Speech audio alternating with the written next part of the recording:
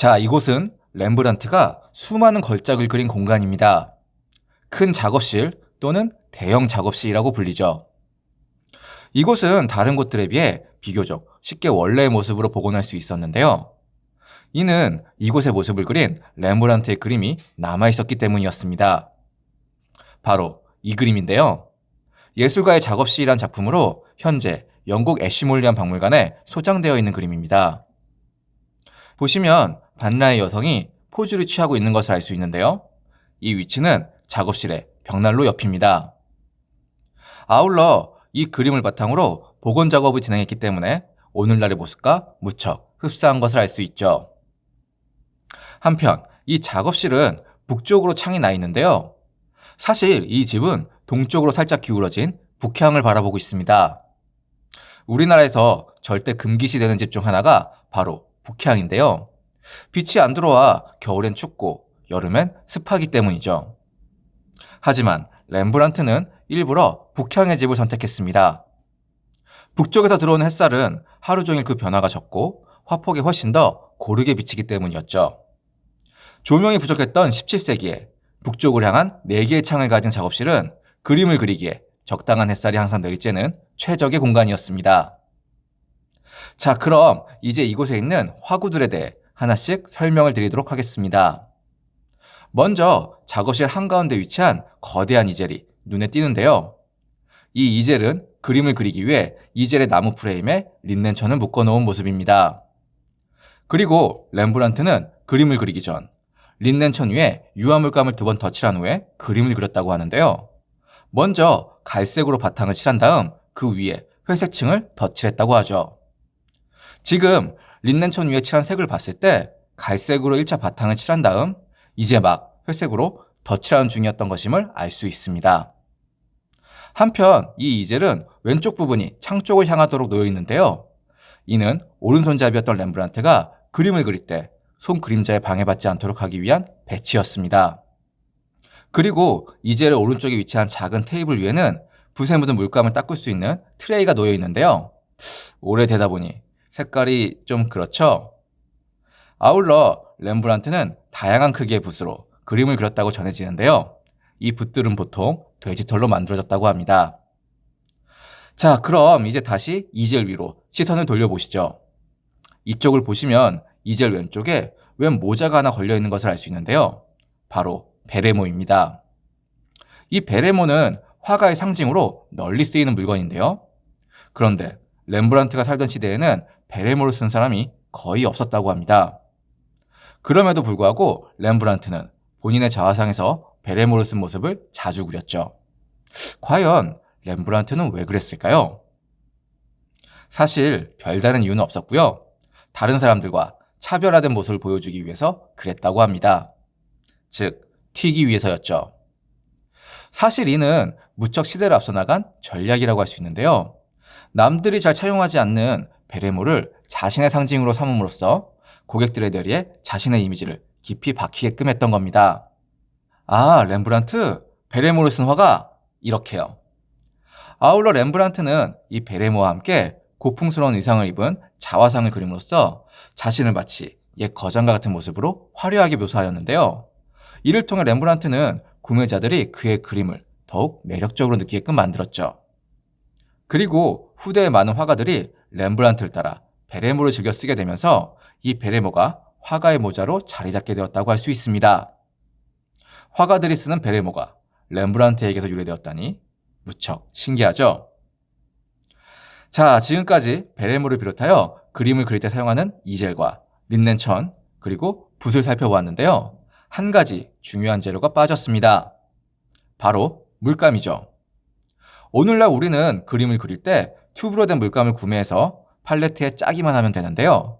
하지만 17세기에는 아직 튜브가 발명되지 않았습니다. 아울러 물감을 전문적으로 판매하는 상점도 아직 등장하기 전이었죠. 때문에 당시 화가들은 직접 혹은 제자들을 시켜서 그날 쓸 물감을 그때그때 만들어야만 했습니다. 그리고 여기 한켠에 전시되어 있는 도구들이 바로 물감을 만들 때 사용하는 도구들이죠. 전시된 도구 앞의 모니터에는 당시 물감을 만드는 방법을 영상으로 보여주고 있는데요. 물감을 만들기 위해서는 크게 두 가지의 재료가 필요했습니다. 물감에 색을 내는 안료, 즉 색이 있는 가루와 이 가루를 끈적하게 만들어주는 기름이었죠. 지금 영상에서는 가루와 기름을 섞는 작업을 하고 있는데요. 평평한 돌 위에서 나이프를 이용해 1차로 섞어준 다음 2차로 숫돌을 이용해 팔자를 그리듯이 갈아줍니다. 한참을 그렇게 갈다 보면 마침내 젤라또처럼 쫀득한 상태의 물감을 얻을 수 있죠. 참고로 물감에 사용되는 기름은 아마의 씨앗을 압착한 아마씨유가 주로 사용되었는데요. 색을 내는 안료는 보다 다양한 재료를 사용했습니다. 예를 들어 옐로우 오커라고 불리는 황토색은 진짜 땅에서 캔 천연 황토를 사용했고요. 로즈메더라고 불리는 분홍색은 동명의 식물 뿌리에서 추출했습니다. 그리고 카민이라고 불리는 붉은색은 암컷 연지벌레를 말린 다음 갈아서 만들었는데요. 네, 농담 아니고요. 진짜 벌레를 갈아서 만든 물감이었습니다. 참고로 이 연지벌레를 이용한 색소는 오늘날에도 사용되는데요. 천연 색소이다 보니 딸기 우유나 햄, 소시지 같은 식품의 색을 낼 때 주로 사용됩니다. 다시 말해 여러분 모두 한 번쯤은 드셔보셨다는 말이죠. 이렇게 듣고 보니 참 친숙한 색인 것 같죠? 그럼 다시 물감 이야기로 돌아와서 파란색은 라피스 라줄리라고도 부르는 청금석을 사용했는데요. 이 청금석을 이용한 파란색을 울트라 마린이라고 합니다. 이 색이 엄청 바다색이라서 울트라 마린이라고 불린 건 당연히 아니고요. 원래 울트라 마린은 바다 너머를 의미하는 라틴어 울트라 마리누스에서 유래한 명칭입니다. 과거에는 이 청금석이 바다 건너 아프가니스탄의 광산에서만 생산되었기 때문에 이런 이름이 붙여졌던 거죠. 그런데 청금석은 이렇게 수입 경로가 까다로웠기 때문에 엄청 비싼 가격으로도 악명이 높았습니다. 거의 금값에 필적할 정도였죠. 애초에 이 청금석은 반지나 먹거리에 사용되는 보석이었거든요. 다만 이렇게 비싼 만큼 그 값을 하는 색상으로 평가받았는데요. 광물을 갈아서 만든 물감인 덕분에 아무리 오랜 시간이 흘러도 변함없이 아름다운 파란색을 유지했기 때문이었습니다. 이로 인해 중세의 파란색은 성모 마리아의 옷을 채색하는 것과 같이 특별한 경우에만 제한적으로 사용했었는데요. 여기에서 버진 블루, 즉 성모 마리아를 뜻하는 성처녀의 파란색이라는 별명이 붙기도 했습니다. 아울러 이 푸른색을 남용하다 재산을 탕진한 화가도 있는데요. 바로 요하네스 베르메르가 대표적이죠. 참고로 이분의 작품은 암스테르담 국립미술관에서 감상하실 수 있습니다. 자, 끝으로 흰색은 리드 화이트라는 안료를 사용했는데요. 이 리드는 바로 납을 의미합니다. 당시에는 아직 납의 유해성이 밝혀지지 않아 물감을 비롯하여 널리 사용되었는데요. 이로 인해 흰색을 많이 사용하는 화가들 중에는 자신도 모르게 납 중독에 걸리는 경우도 있었습니다. 그나마 다행인 것은 오늘날에는 납의 유해성으로 인해 이 리드 화이트의 사용이 금지되었다는 것이죠. 이렇듯 대체로 물감은 재료를 쉽게 구할 수 있는 것도 아닌데다가 만드는 데 시간과 노력이 상당히 많이 들어가는 무척 비싼 화구였는데요. 때문에 물감이 남았을 때는 다음에 재활용할 수 있도록 잘 보관해 놓아야만 했습니다. 하지만 물감은 그대로 놔두면 쉽게 굳었기 때문에 반드시 밀봉을 해야만 했었는데요. 아직 튜브도 발명되지 않았던 시절에 과연 어떻게 물감을 밀봉할 수 있었을까요?